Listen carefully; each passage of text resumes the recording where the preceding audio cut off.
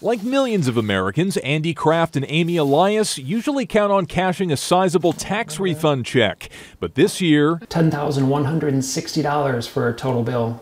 It was just massively surprising. Changes to this year's tax code are proven to be confusing and occasionally frightening for some Americans. I'm like, oh, you just inputted a number wrong. Yeah. It's going to be fine. Let me take a look at it. With the signing of the Tax Cuts and Jobs Act, President Donald Trump promised an overall reduction in taxes, and by many measures, most Americans will see one.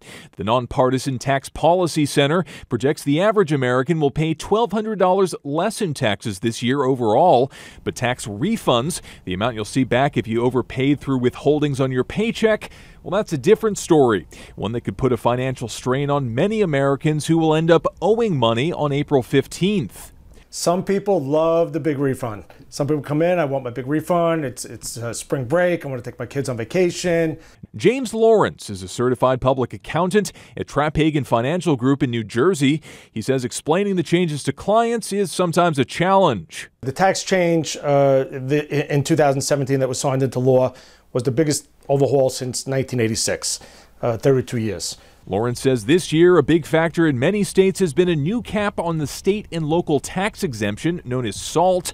For the first time in a century, Americans are limited in the amount of state and local taxes they can write off to $10,000. And in states like New Jersey, California, and Maryland that have high income and property taxes, that can take a chunk out of the federal refund. If you're getting less of a deduction for real estate taxes, it's obviously you're going to get less of a refund that could be used to pay your monthly mortgage and pay your monthly principal on the house. For many Americans, though, that is offset by the increase of the standard deduction, which is roughly doubled to $12,000 for individuals and $24,000 for married couples.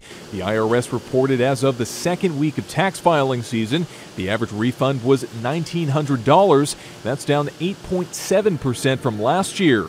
The total number of refunds is down 16%.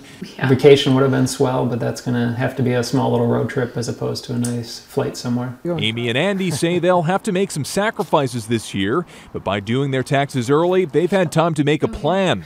So don't wait until the last minute, because you might be in for a big surprise. Robert Bumstead, Associated Press.